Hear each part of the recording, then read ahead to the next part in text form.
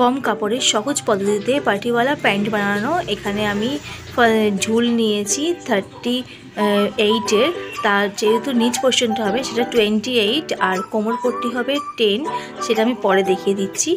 আর এখানে তোমার যতটা কাপড় থাকবে সেটাই কোমরে রাখা যায়, ততটা কুচি পড়ে। যেহেতু আমার এখানে বেশি কাপড় নেই, আমি অল্প কাপড়ে পার্টিওয়ালা প্যান্ট বানাচ্ছি, তাই যতটা আমার এখানে রয়েছে সবটা আমি নিয়ে নিয়েছি। হাই নিয়েছি 8 আর আমার মুহুরি আছে 6, সেটা আমার 2 ইঞ্চি এক্সট্রা রেখে 8। আর এটা হচ্ছে আমার কোমর পট্টি। এক্ষুনি বললাম যে কোমর পট্টি হচ্ছে 10 ইঞ্চি লম্বা হবে আর চওড়া আমার 21 ইঞ্চি নিয়েছি ভাঁজ করে, আর মানে 42। প্রথমে আমি সেলাই করে নেব কোমর পট্টিটা। কোমর পট্টির ওপরটায় আমি পাড়টা বসিয়ে নিয়েছি, বসিয়ে টোটাল 10 ইঞ্চি করেছি। এতে কি হবে, আমার দেখতে একটু সুন্দর হবে। আর এই সাইডটা যখন সেলাই করছি দুটোই উল্টো পাশ করে নিয়ে পুরো জোড়াটা করব। ও মাঝখানটা ফাঁকা রাখছি, কারণ সেটা আমার ফিতে ঢোকানোর জন্য মাঝখানটা ফাঁকা রাখছি। এবার এইভাবে সেলাই করে নিয়ে মাঝখানটা যে ফাঁকা থাকছে সেটা আমি এই পুরোটাকে ডবলভাবে চাপ সেলাই দিয়ে নেব। এটাকে ফাঁকা রাখার জন্য পুরো এই জায়গাটা দিয়ে লম্বা করে সেলাই নেব। আবার ফিরে আসবে যখন, তখন এই পাশটা, সেহেতু দু পাশটা কভার হয়ে যাচ্ছে সেলাই। আর মাঝখানটা দিয়ে আমি তখন সুতোটা হচ্ছে আরামসে ফিতেটা ঢোকাতে পারছি। এই আমার কমপ্লিট হয়ে গেছে কোমর পট্টিটা। এবারে আমি এটাকে ফোল্ড করে ফিতে লাগানোর যে জায়গাটা, সেই দড়ি দেওয়ার মতন যে জায়গাটা, সেটা আমরা তৈরি করে নেব। এটাকে ফোল্ড করে পুরো এরমভাবে রাউন্ড করে সেলাই করে নেব।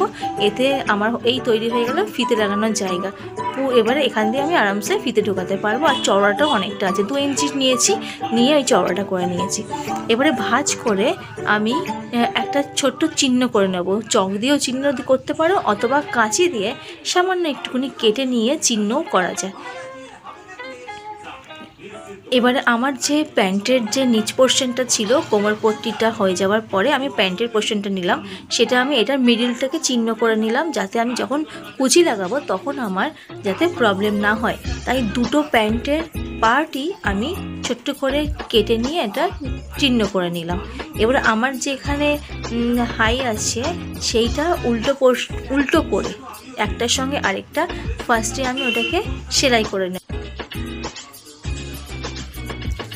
আমার সেলাই হয়ে গেছে। সেলাই করার পরে আমি সোজা দিক দিয়ে আমার দুটো চাপ সেলাই দিতে হবে। একটা পুরো যে সেলাইটা করা হয়েছে সেইটার ওপর দিয়ে, আরেকটা দিতে হবে ঠিক পাশ দিয়ে। দুটো আমার সেলাই দিতে হবে। একইভাবে অপোজিটে যে এই একই হাই আছে সেটাকে উল্টো পাশ করে একইভাবে আমাকে সেলাই করে নিতে হবে। আবার একইভাবেই ওই রকমভাবে চাপ সেলাই দিয়ে নিতে হবে। এই আমার রেডি হয়ে গেছে দুটো পার্ট। দুটোকে আমি একসাথে ফার্স্টে পিন আপ করে নেব নিচের পোর্শনটা, যাতে আমি এটাকে মাপের দিক থেকে আমার ঠিক থাকে। তাই ফার্স্টে আমি পিনটা করে নিলাম।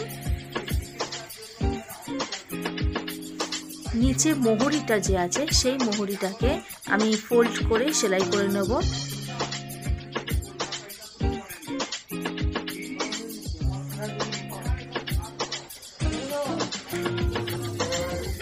এর সেলাই করে নেওয়ার পরে এর ওপর থেকে আমি পাটটাকে বসিয়ে দেব।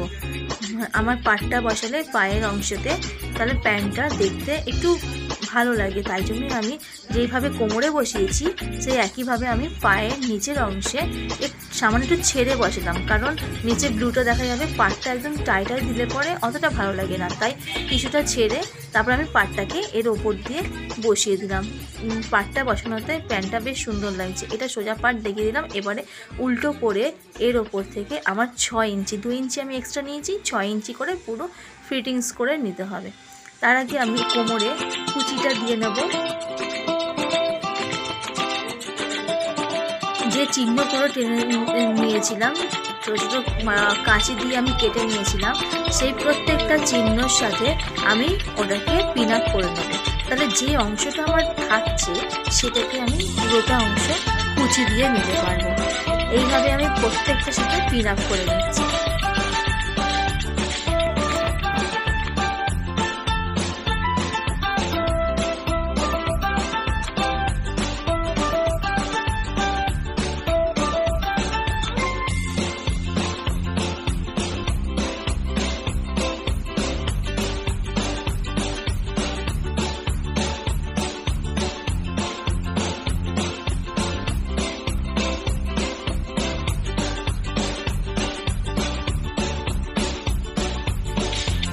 এই আমি ওই যে অংশটা ছিল পিন আপ করার পর সেই অংশটা আমি সুন্দর করে একই মাপের কুচি দিয়ে সেলাই করে নেব।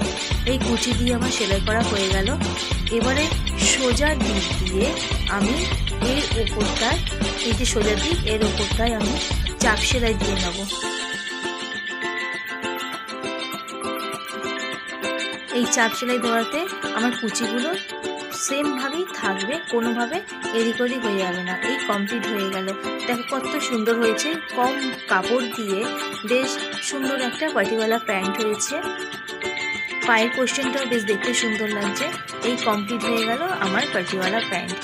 যদি তোমাদের ভালো লাগে তাহলে লাইক দিও, কমেন্ট করো আর চ্যানেলটাকে একটু সাবস্ক্রাইব করে দিও। বাই।